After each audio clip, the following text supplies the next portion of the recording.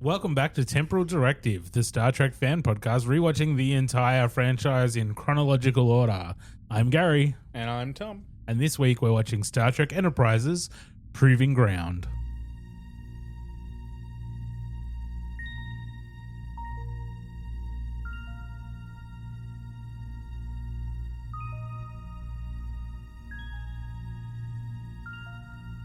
Star Trek, the ultimate franchise. These are the podcasts of the Wakefield brothers. Their 16-year mission to watch every production, to seek out life lessons and new inspirations, to boldly watch like most fans have watched before.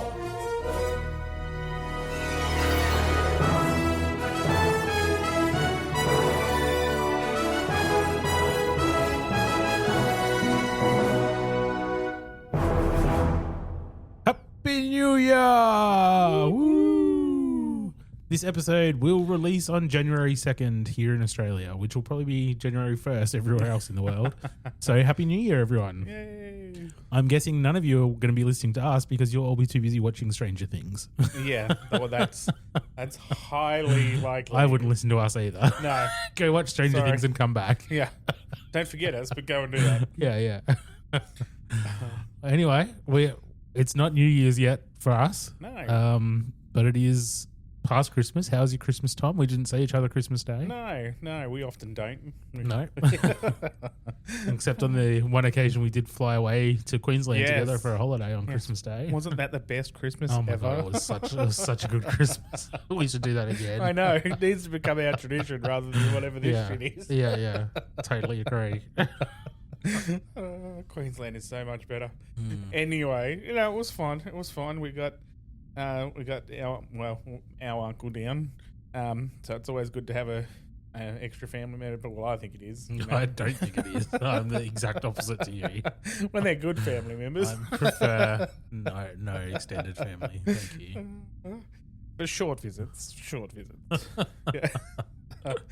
But no, it was good. It was just the typical family thing, have a nice cold meat lunch and a barbecue for tea. That's the Aussie thing. Like Too bloody right, mate. That's the Aussie Christmas, isn't it? that's it. Wait, the shrimp on the barbie. Ew. That was good. Good. We pretty much did the same thing, just with one of our friends instead of family. Yep. So that was nice. Yeah, it's nice and easy, isn't it? Yep. No fuss. Cold meat and salad, and we played some games, had a few drinks, had a laugh.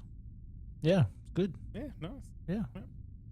I think we watched Home Alone, and I can't remember what the other one was. We've watched way too many movies. Adam put Christmas Home Alone movies. on Christmas Eve, I think. Yeah. While Yeah. I was busy cooking and stuff, because I can skip Home Alone this year. Yeah, that's I've fair. watched it. Yeah. Yeah, Well, we he watched- loves it, and he watches it every year, and I've had enough of Yeah. it. I could take a year off. When did you watch Christmas Vacation? Christmas Eve, that's our tradition. Yeah. We watch it every Christmas Eve, with a bottle of Baileys. Yep. And this year we had matching T-shirts. Mine said, "And why is the carpet all wet, Todd?"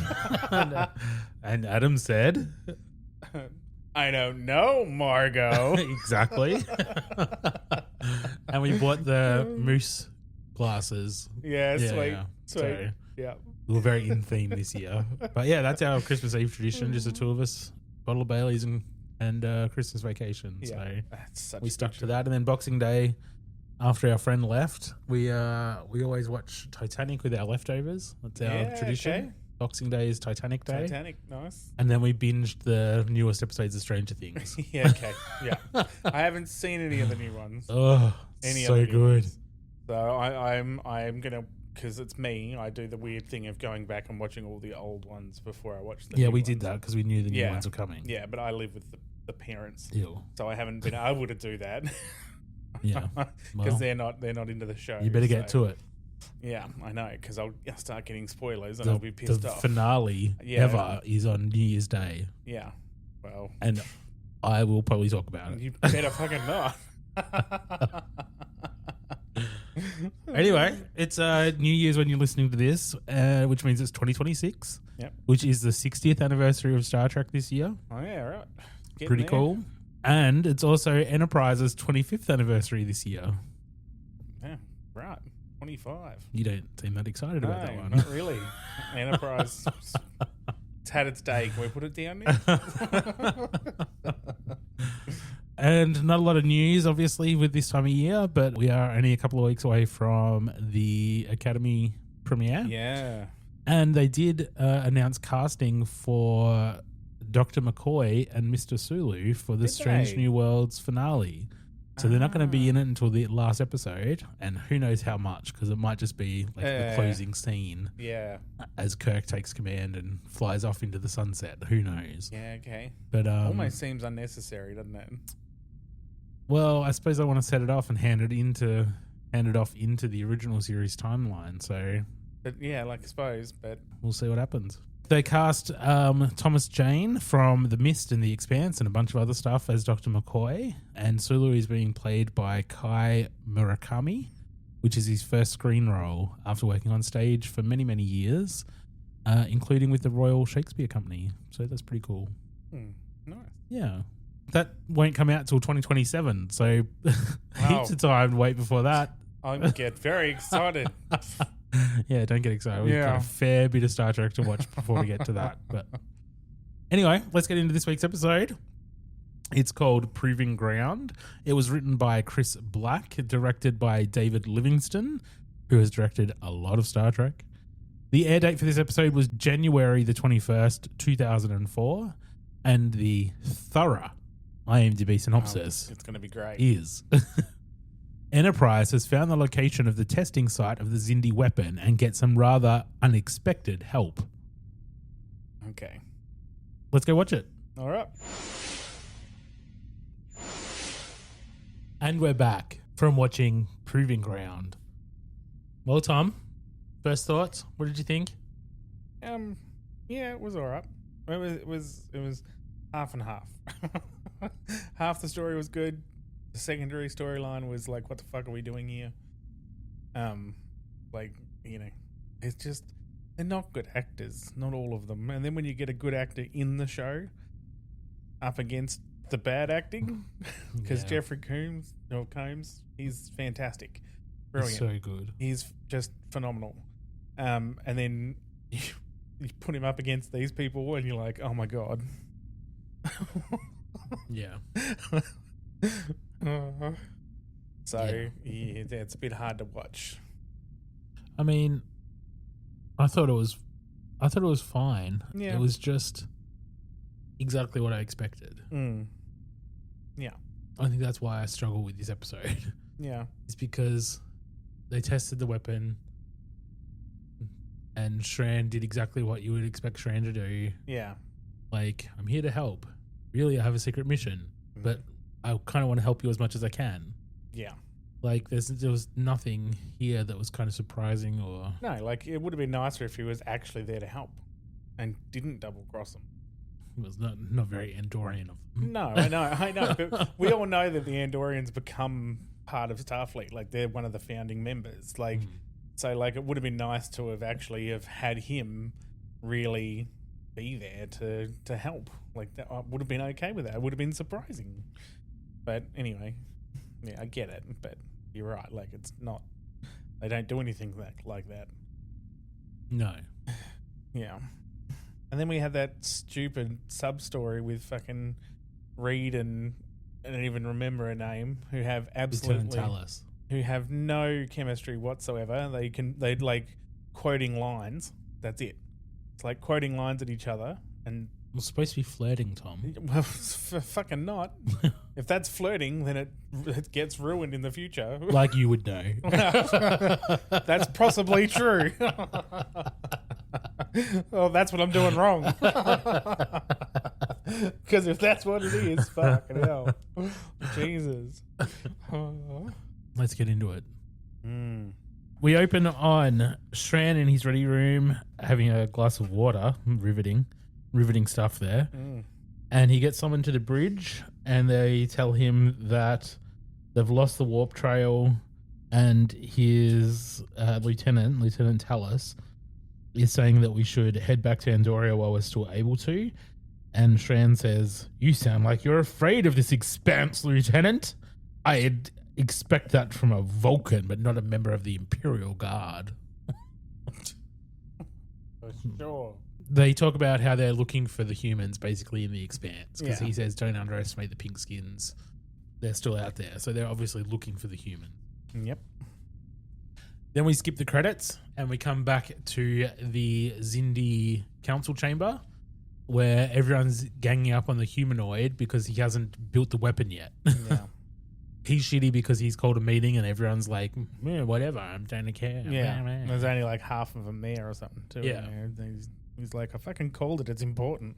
Yep. And he says that they'll be testing the new prototype in 3 days and they'll be able to see the test from the chamber. And then the final weapon should be ready in about a month, maybe sooner, assuming, depending on how the test goes. That's right.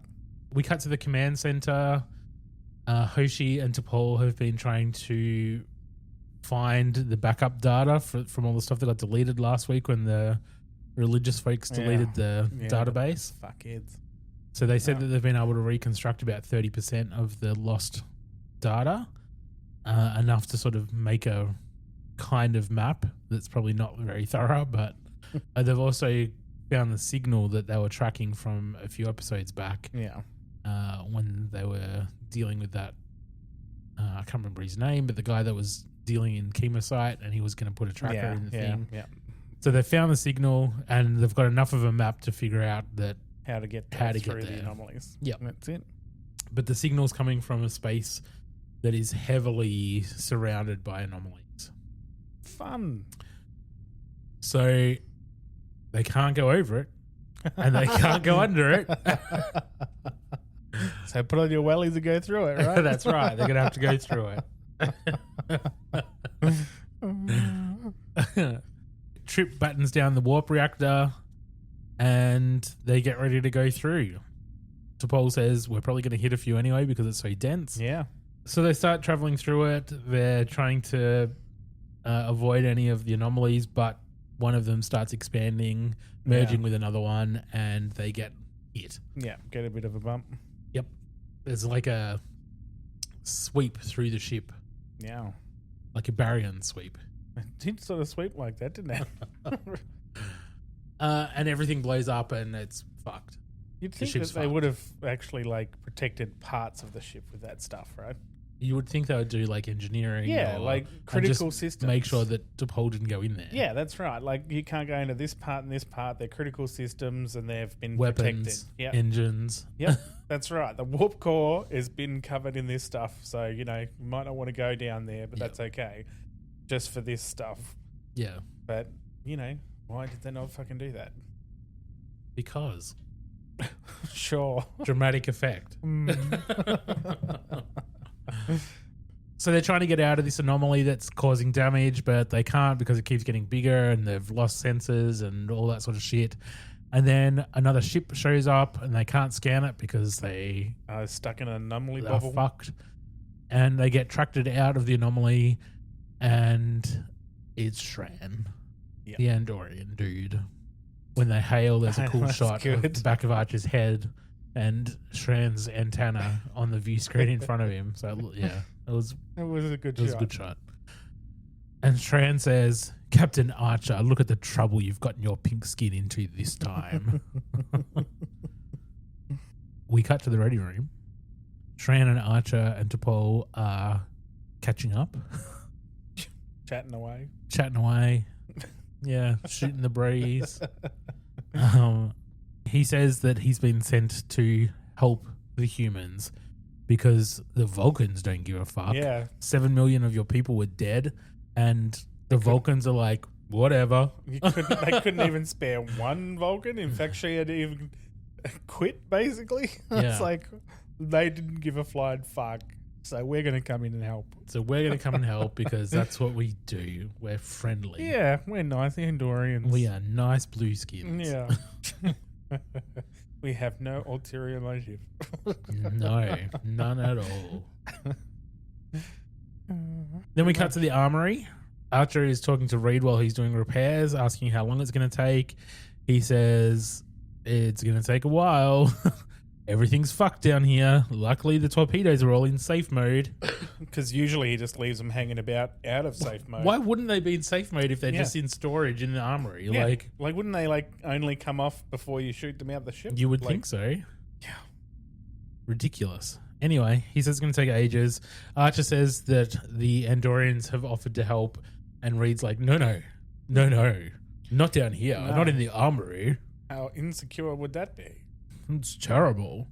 Archer convinces him that it's okay, and I'm like, isn't he the captain? Can't he just order Reed to be okay with this? Yes, he can. What do you need his permission for? Ridiculous. That's it. You don't need him to be comfortable with it. Just fucking tell him to do it. Dude, you're going to have an Andorian come down and help. Yeah. Get over it. Suck it up, dude. Suck it up, princess. Reed gets on board, and then we cut to the corridor, and DePaul is trying to convince Archer to set a security detail with every repair crew. Archer says they're here to help. I'm not going to ask them to work at gunpoint. Just because you don't like the Andorians or the Vulcans don't like Andorians, that's a you problem. Yeah. But he does say he doesn't actually trust them that much, that's it. but he thinks he can trust Commander Strand. Maybe not the entire species, but Yeah. Commander Strand at least. Yeah, which, I mean, it's kind of fair enough. I mean, He's helped. They've helped each other. That's right. Like, as close to friendly as can be. Exactly. We cut to the mess hall. Reed comes in to get a coffee. Trip makes some comment about not having tea. And then he says, no crumpets either. No crumpets either. I'm like, what? I don't know. What even was that? Because he's British. Tea and crumpets. Yeah, but what? I don't know. Don't ask It was me. so stupidly put in. Are you going to eat some haggis over there, are you, Scotty? It was so... No haggis today, man.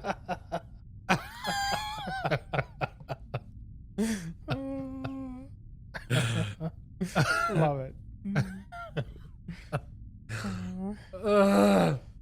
Just another one of the stupid comments that they make on Enterprise. Yeah, that make no sense, that come out of nowhere for no reason. It's just so dumb.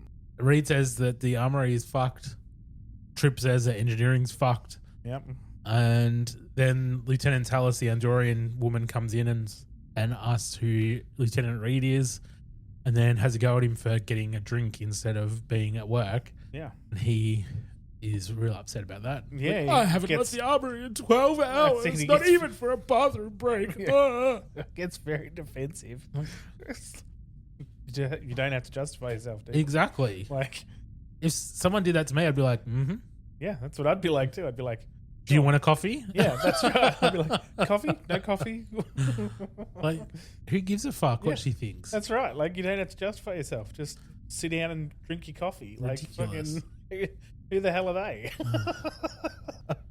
Trip leaves and leaves the two of them bantering.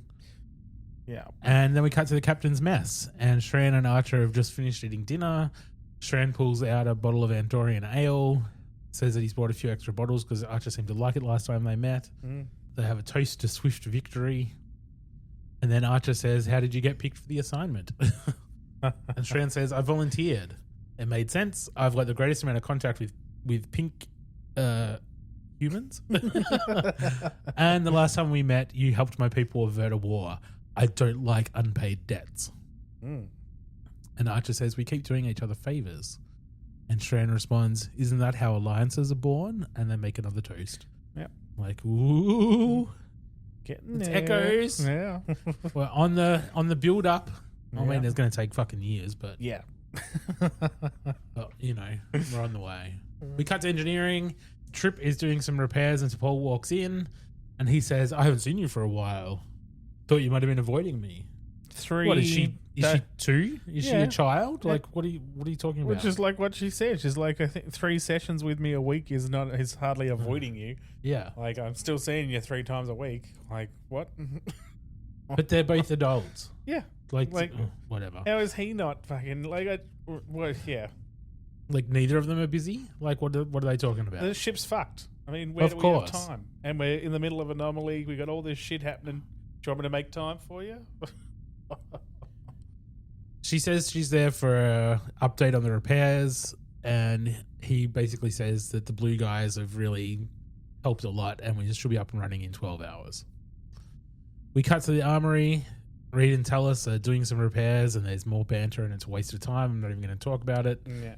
But they are nice to each other by the end of it. They're sort of bantering nice, and shitty, and then by the end of it, they're like, why don't we both have a cup of coffee? It was so bad. Yep. Like, they just don't have chemistry. But now they're friendly. We cut to a shot of Enterprise at Warp, and we get a Captain Starlog, December 6, 2153. With some assistance from the Andorians, we've managed to steer clear of anomalies. Then we're on the bridge. They're approaching the system where they've tracked the signal to. T'Pol says it's a G-type star system. There's 6 planets with over 100 moons. They can't get a detailed look because their sensors are not that great, and they can't get too close because they don't want to give themselves away. Shran says that our sensors are more sophisticated than yours. So he hails his ship and gets them to send their long-range sensor data to Enterprise, and they determine that there's 4 Xindi vessels in the system. Yeah. We cut to the command center. They're talking about one of the moons that shows evidence of extensive weapons bombardment, which is like, maybe this is a testing ground. Bikini something. That's Bikini Atoll. That's it. Bikini Atoll. Trust you to remember Bikini. Well, Bikini was the only thing I could remember. I kept thinking Hawaii. Like,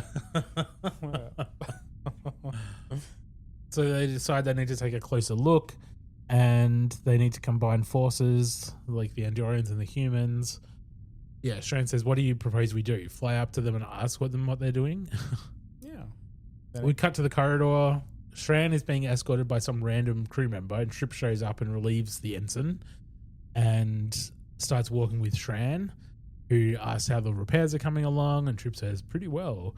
And then he asks for a piece of injector system to try to help with the warp engines, and Shran's like, oh, it's very sensitive, blah, blah, blah. Boring. And then Shran starts talking about the attack on Earth and how sorry he is that so many people died, and I understand your sister was killed. Captain Archer told me the dramatic soap opera music has started at this point. Yeah, certainly has. And Shran says things like, there's no great victory comes without sacrifice. Yeah. Blah, blah, blah, blah. Lost a brother, blah, blah, blah. Yep. Yep. And Trip says that he doesn't really want revenge, he just doesn't want anyone else to die. Yeah. And that basically the injector would really help. Yeah. And he says, I'll send it to you. Yeah. We cut to the Xindi Weapon Control Center. Degra, the humanoid who's building the weapon, is trying to get the weapon up and running for the test. And he's getting hailed from the Xindi Council Chamber with the rest of them, who are getting angry because they haven't done it yet. It's taken too long. What do you mean? We've just sat We've down. already been waiting for an hour. Yeah. Well, come the fuck down. Yeah. And then he says, deploy the weapon. We see the big bowly weapon thing head towards the moon. They activate the weapon, and then they say that a ship has entered the system. They can't identify the ship. They return the weapon to the platform, so they haven't fired it yet. Yep. So they contact the vessel, and it is Shran, who says that he's from the Andorian Mining Consortium, and he's entered this space because he's looking for Archerite. And the Xindi get mad, like, what are you doing? This is restricted space, blah, blah. And anyway, so they argue for a little bit while he takes some sensor scans. Yep. And then decide to leave. Once they're out of the way, we cut to the command center briefly, where T'Pol has been getting some of the telemetry from the Andorian scans. They can't determine whether it is an actual weapon. They're just getting a lot of high energy readings and radiation. So they said it could be a power generator, it could be a fusion reactor. Could be a lot of things. T'Pol says, well, it has the same quantum signature as the weapon that attacked Earth, so duh. Yeah. Put it together, Shran. Sorry, Shran. Archer asks what the status of the repairs are. T'Pol says that impulse and warp engines are nominal, hull plating's at 82%, and that weapons are still down, but it could take up to 2 more days. Archer says if they're here to test this thing, we may not have 2 days. And Shran's like, what's the problem? This is clearly not the final version of the weapon. Like, who cares? Let them have the prototype. What's destroying it going to matter? Yeah. And Archer says, I don't intend to destroy it.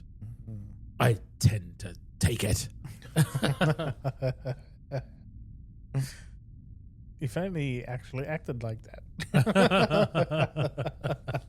Yeah. We cut to the armory, and Talos and Reed are still doing some repairs and doing their bantery, flirty bullshit. If you call it that. And they talk about both of them have military history in their family. Not very exciting. No.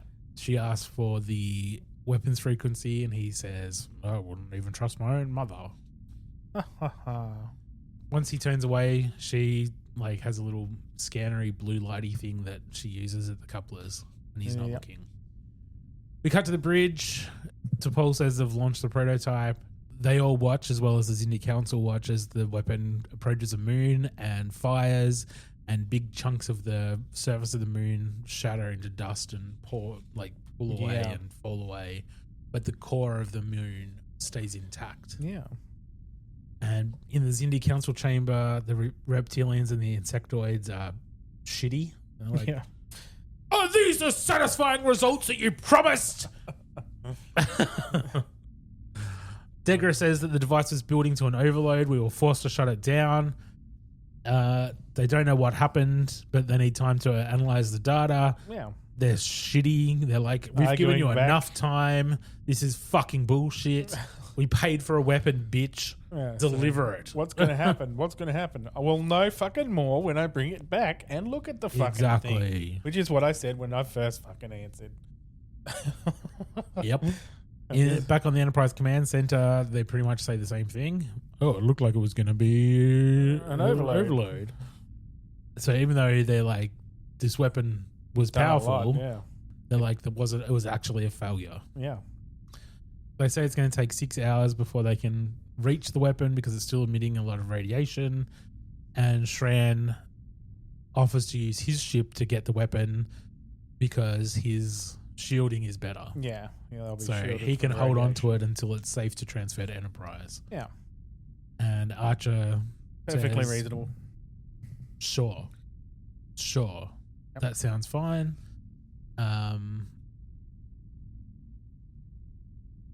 There's a intersection here where they cut to the armory, where Archer just confirms that the weapons are back online, and weapons and phasers are back online.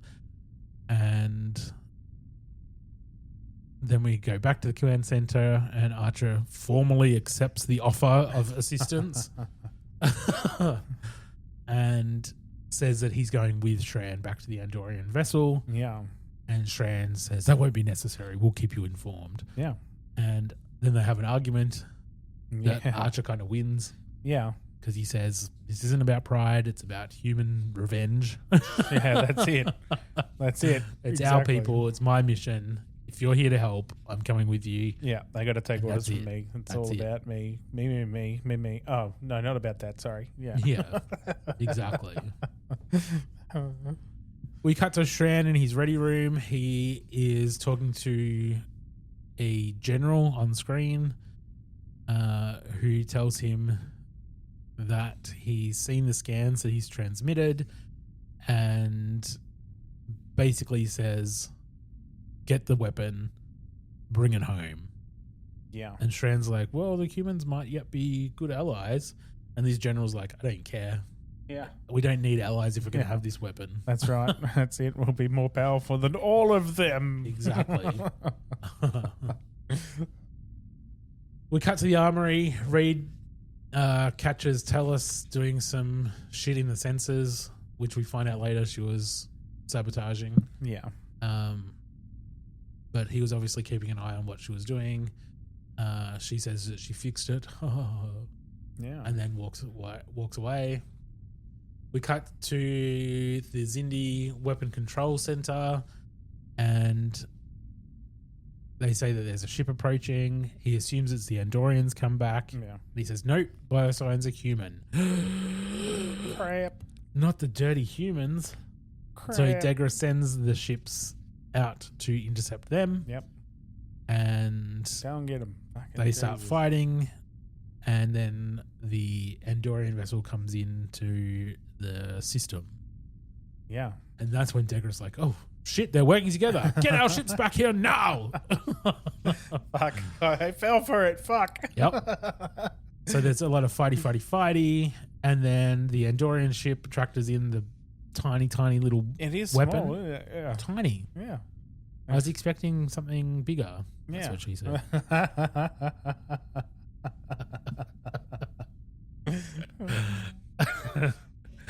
They take the weapon, they get out of the system, and on the Andorian ship, Archer says, set course to the rendezvous point, tell T'Pol we're on our way.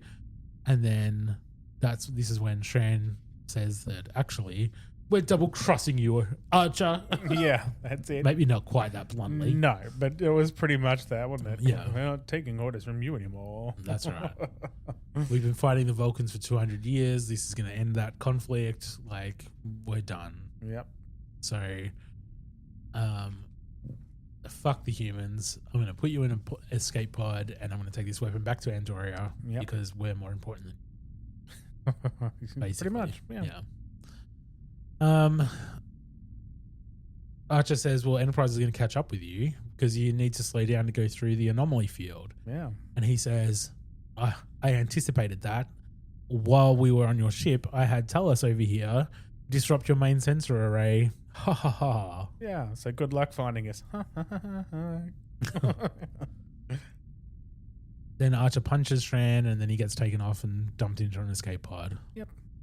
We get a shot of the Enterprise picking up the escape pod, and then in the corridor of Enterprise, T'Pol says that they disabled main power on the reptilian ships. They're not being pursued. Sensors are back online. Reed says, you were right. I'm glad you told me to be watching that Andorian officer. Otherwise, it could have taken me weeks to find out how she sabotaged the array. Because he wouldn't have done it himself? Of course not. He had to have been told to watch the Andorian security. Even though he was the one paranoid about it in the first place, he was like, I'm glad you told me because I was just going to slack off. Exactly. He's a real good He's security a officer, fucking isn't he? idiot. Ridiculous. We cut to Shran's room, and the general is pleased that he's got the weapon and he's on the way home. He says that he'll recommend a commendation, and Shran says, I'd prefer you didn't, because he's actually, I think, upset. Oh, that he's yeah, betrayed the You humans. can tell this is why he's such a good actor. Yeah. Is because without any lines having to be put in for him to go, I feel bad about this, you know that he does. Yeah, that's like right. you genuinely feel it from him. Yep. Because he's just a good actor. That's right. So you can just tell. 100%. After he talks to the general, he gets called from the bridge saying that Enterprise is approaching. He runs out. He's getting hailed from Archer, who says, well, you're going to give us the weapon back willingly. And he says, I don't think so. Yeah, literally laughs at him. Yeah.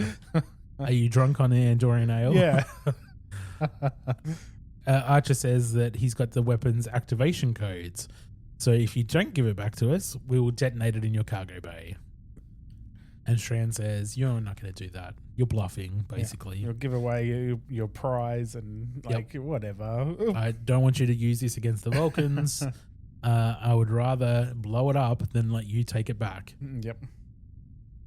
Shran calls his bluff. He activates the weapon. Yeah. It starts to build up. The firing matrix is activated.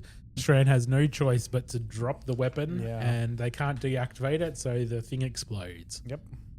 The Andorian ship gets damaged because it's closer to the detonation than Enterprise was, so they're in a bit of a mess. But Enterprise is far enough away to be fine. We get a captain's log with Archer saying that Shran declined their offer for help. And then we cut to the command center for the last scene. where Hoshi says, just before we went to warp, we received a transmission from the Andorian ship. It was encrypted to look like subspace interference. Apparently, they had time to take some detailed scans while the weapon was aboard their ship. Whoever sent this to us didn't want to be discovered. And it's a very detailed scan of the weapon, which Archer sends to Starfleet Command right away. And then Archer invites T'Pol and Trip for dinner. And that's it. Yep. The end. Yeah. So Shran helped in the end. Yeah, that's right. Yeah. Because he's a good guy. He is a good guy. Even if the Andorians are a bit sus. Yeah, that's right. That's it. Like, of course he's going to do the right thing. Like, you just know he's doing the right thing when he can. So, anyway, I think the episode was okay. Yeah, I mean, it moved the fine. story along. We've got to the proving ground. There's some weapons prototype. They've got a scan of the weapon. We know they're about a month away from the final design. Yeah. So we've progressed the story a little bit. Shran's always fun to have on the show. Absolutely. So it just wasn't a very exciting episode for a fair bit happening and a good guest star. Yeah. It just didn't feel like it really delivered on the promise of what it could have delivered. Yeah. But, you know, it was fine. It was fine. Like, it was fine. Absolutely. I mean, it was still, had its enjoyable moments, and, you know, there was a lot of eye rolling in the what do you call it? The backstory, secondary story. But the read and tell us stuff. yeah, they just had no chemistry on screen at all, those two. No. Like, it was just ridiculous. But yeah, no, it was fun. It was a fine episode. All right. And the life lesson? I don't know. Caution is always good. Don't trust blindly. Things Again. like that. Yeah. Wasn't blind trust or blind faith at last week's life lesson? I would say it probably was with religion. But, I mean, it's pretty much it, isn't it? Always have a backup plan. What's that? Trust but verify. Yeah. All right. IMDb ratings. Examples of 1 episodes of Voyager's Threshold and Next Gen's Code of Honor. Examples of 10 episodes of Next Gen's Tapestry and Deep Space Nine's Far Beyond the Stars. What do you think we should rate Proving Ground? No, I put it pretty much, well, probably in the middle. So, Well, I mean, it might be a little higher than that because the last episode that dealt with the weapon was the shipment, where they were harassing that dude. And we gave that a 4. Yeah. I think Shran is probably a 5. Yeah. Like, it's right in the middle, I think. So I think like a 5 is the way to go. 5 works for me. Yeah. All right. That's it for this week. You can find us on Facebook at Temporal Directive Podcast and on Instagram, just Temporal Directive. Or you can email us at wakefield_productions@outlook.com. We'd love to hear your thoughts on this episode or anything Trek related, so please get in touch. We'll be back next week with the episode Stratagem. Live long and prosper. Peace and long life.